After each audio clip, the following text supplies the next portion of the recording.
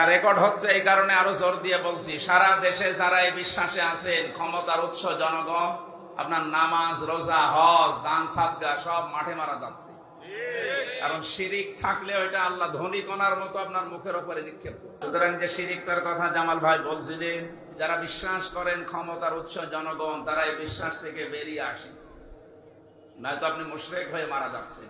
বাংলাদেশ সহ বিশ্বের যারা ইসলাম বিরোধী আছে তাদেরকে আমরা জানান দিতে চাই, আপনারা দেখেন কোরআনের জন্য যে মানুষগুলো এই কঠিন পরিস্থিতির মোকাবেলা করতে পারে, আমরা বিশ্বাস করছি সামনে এদেশকে আল্লাহ কোরআনের হাতে তুলে দেবে ইনশাআল্লাহ। জীবনের বড় স্বপ্ন সাদ এটা আমার। 53 বছর তো আমরা দেখলাম বিভিন্ন মানুষ চালিয়েছে, বাবা চালিয়েছে, স্বামী চালিয়েছে, চাচা চালিয়েছে, ভাবি চালিয়েছে, বুবু চালিয়েছে।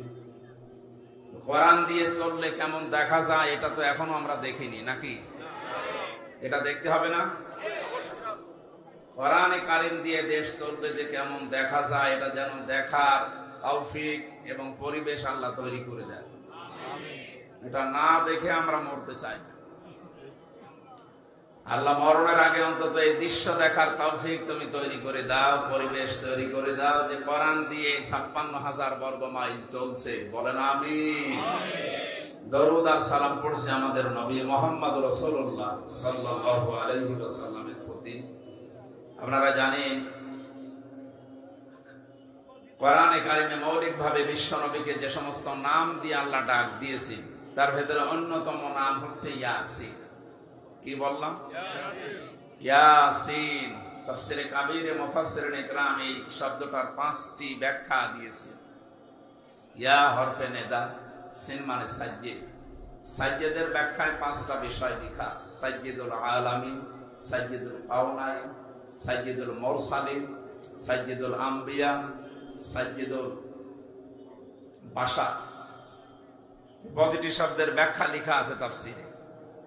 সাজ্জিদুল আলামিন বলতে মুফাসসির বুঝিয়েছে, এটা আব্দুল্লাহ ইবনে মাসউদ, আব্দুল্লাহ ইবনে আব্বাস, রাইসুল মুফাসসিরিন এই দুইজনের বর্ণনা তাফসীরে কাবীর। তারা লিখেছেন ইয়াসিন বলে আল্লাহ সাজ্জিদুল আলামিন এইটার ইঙ্গিত দিয়েছে। এখন 257টা রাষ্ট্র আছে পৃথিবীতে, তার ভেতরে বাংলাদেশ সব চাইতে বড়, নাকি? বাংলাদেশের মতো দেশ 59টা জোড়া দিলে যত বড় হবে, এক আমেরিকা একাই অত বড়। তাহলে ওই দেশের তুলনায় আমাদের এই দেশটা একটা মহল্লার মতো। কথা বলেন না কেন? একটা পাড়ার মতো। 257টা রাষ্ট্রে আপনি যদি বলেন যে না আমি এইরকম জায়গায় থাকি না, আমি মঙ্গল গ্রহে থাকি, তো ওই জগৎ কার বলেন তো? কেউ যদি বলে আমি চাঁদের দেশে জমি কিনতেছি, আমি ওখানে বাস করব, তো ওইটা কার? আল্লাহ।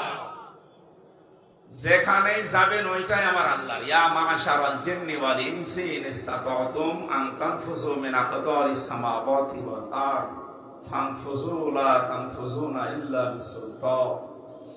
আল্লাহ তাআলা বলেন, হে মানুষ আর জিনেরা, যদি আমার বিধান ভালো না লাগে, আমার আসমানের নিচ থেকে জমিনের উপর থেকে চলে যাও। কোথায় যাবা? যেখানে যাবা ওই জায়গায় আমার। সুতরাং আমরা স্বীকার করি না করি এইটাই সত্য, সব জায়গা আসলে কার? আল্লাহ। সুতরাং যে শিরিকটার কথা জামাল ভাই বলছিলেন, যারা বিশ্বাস করেন ক্ষমতার উৎস জনগণ, তারা এই বিশ্বাস থেকে বেরিয়ে আসেন, নয়তো আপনি মুশরিক হয়ে মারা যাচ্ছেন। আমরা আপনাকে বাঁচাতে চাই। অনেক পটুয়াখালী থেকে, আমি কুষ্টিয়া থেকে এসেছি আপনাদেরকে বাঁচানোর জন্য। কারণ কোরআনের চোখ, হাদিসের চোখ লাগিয়ে দেখতে পাচ্ছে জাতি এই বিশ্বাসটার কারণে মুশরিক হয়ে মারা যাচ্ছে। কথা বলে না কেন?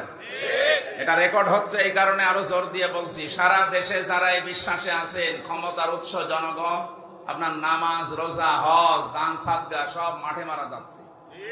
কারণ শিরিক থাকলে ওইটা আল্লাহ ধনী কণার মতো আপনার মুখের উপরে নিক্ষেপ করে। ফাকাদিমনা ইলা মা আমিলু মিন আমালিন ফাজআলনাহু হাবাআম মানসুরা। আমি টাচ দিলাম, আল্লাহ যেন আপনাকে বোঝার তৌফিক দেন। আরো আসতে বলেন আমিন। আপনারা তো আসল কথা শুনে ফেলেছেন, সুতরাং আমি ওনার কথাটাই স্মরণ করালাম। যারা এই শিরিকে আছেন, আশা করছি আপনি ফিরে আসবেন। আর এই তওবাটা করবেন কখন? আমরা সামনে যে তেলাওয়াতকৃত আয়াত ছিল ওইটার ব্যাখ্যা গিয়ে বলবো ইনশাআল্লাহ।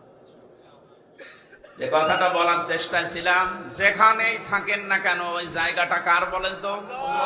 আসল মালিক আল্লাহ। লিল্লাহি মা ফিস সামাওয়াতি ওয়া মা ফিল আরদ, আসমান জমিনে যা আছে সব কার? সুতরাং কোন মানুষ পদবাচ্চা বিবেচিত হওয়ার পরে সে যদি বলে যে না, আমি দুনিয়া নামক এই গ্রহে নেই, আমি আসমানে আছি, আমি চাঁদের দেশে আছি, মঙ্গল গ্রহে আছি, যেখানে থাকবেন ওখানকার জন্য মুহাম্মদুর রাসূলুল্লাহ হবেন আপনার নেতা, আদর্শ। সুতরাং তাকে বাদ দিয়ে যদি অন্য কাউকে কেউ অনুসরণ করে মারা যায়, অনিশ্চিত জাহান্নাম।